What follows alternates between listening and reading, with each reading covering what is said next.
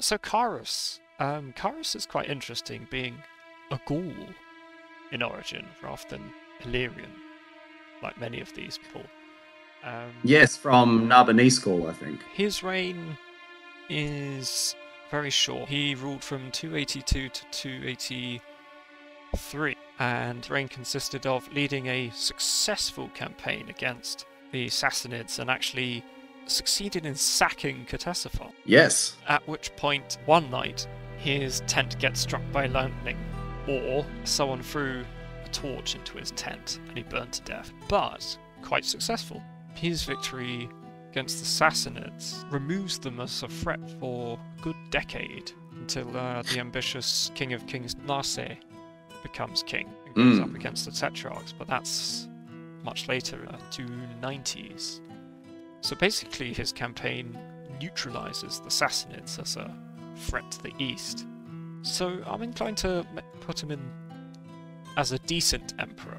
I think that achievement alone is worthy of note. And to do it so swiftly, I mean, he reigned for a year, and yet he was able to take out the Sassanid capital. Yeah, I think I view him as a decent or good emperor. I think, unlike Aurelian and Probus and Claudius, he's immediately thinking about the succession when he takes over. I think because he is an elderly man when he takes over anyway. Yeah. Carinus is co-Augustus in the west, and Numerian as Caesar. So it's a similar setup to Decius and also Valerian. He has someone as co-Augustus in another part of the empire, so a replacement for himself. So there is a kind of division of paper and also a succession. Yeah, he's definitely following in the footsteps of Valerian. Carinus is given the west, and he's going to take on Persians in the east, and Numerian is going to follow him as the Caesar. It does bear a strong resemblance to what Valerian does with Gallienus. What's more, it's a dynastic college, much like Valerian as well, with adult sons. So Carinus is definitely an adult. And Numerian, I mean, we don't really, it's hard to tell, but he seems to have been at least maybe on the cusp of adulthood. I don't think we're really told. I get the impression he is a young man. Yeah, that's sort of the vibe I get reading the accounts of him. And also Carus almost immediately earns some military credentials for himself by fighting the Sarmatians. We're not given any details, but he won a victory over the Sarmatians very early in his reign, and then decided to pick up where Probus left off because, yes, as you mentioned, Probus was planning to make a move against the Persians, and so then Carus adopts this plan and follows through with it. Carus does have an advantage in this sense, and Probus would have had the same advantage, and that is that, and probably this is one of the reasons why Probus was planning on doing it when he was doing it. So the Persian king of kings at the time, Bahram II, did have in the east a number of, a bit of it was internally an unstable reign. He had a cousin, Hormizd, who appears to have rebelled in Sarkistan.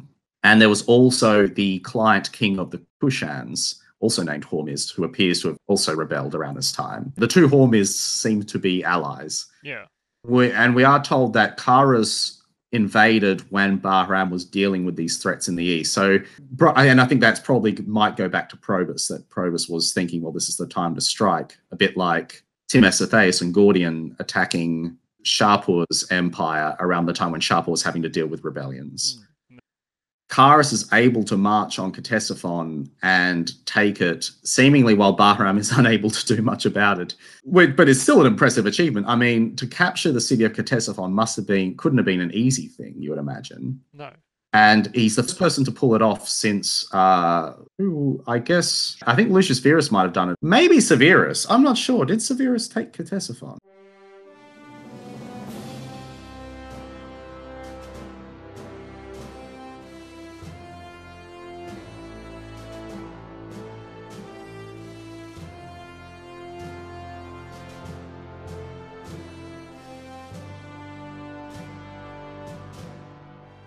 The 2nd century emperors seem to have been able to do this, whereas 3rd century emperors generally couldn't, but Carus is the exception. And 4th century emperors tried and failed as well. Yes, but I think overall, formed a good dynastic college. He had strong wars against the Sarmatians and the Persians. He achieved something against the Persians that previous emperors hadn't done against the Sassanid Persians, that is. And that, as you say, had an effect, because when Diocletian eventually takes control, we're not told the details really, but we know that Bahram was, within only a couple years or so, made an alliance with Diocletian, and clearly he was not feeling like he was in any capacity to fight the Romans. The strong King of Kings Narses that the Sassanids actually decide to go on the offensive against the Romans again.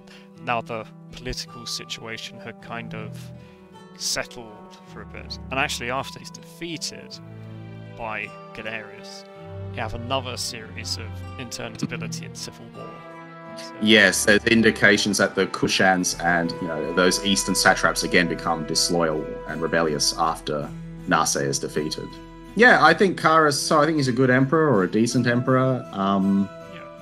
Like Valerian, he does also deify his late wife. I've forgotten her name, but he does this, again, thinking about dynastic self-presentation. He does, he's doing well on that front. Yeah. Then he just gets, dies in strange circumstances. I know there's one article that suggests that, makes the point that a thunderstorm during that time of year in Lower Mesopotamia seems unlikely, but I don't know enough about the weather patterns of the Middle East to really comment on that. But he's sort of the opinion that he was assassinated. A decent, very short reign. I almost prefer the struck by lightning version. It's just so bizarre and funny. I think I prefer that too. I hope that's what happened. Yeah. It also seems strange that Carus would die, and then Numerian left alive. Yeah, it would have to have been something very covert, wouldn't it? There couldn't have been a rebellion or anything. Maybe it really was a thunder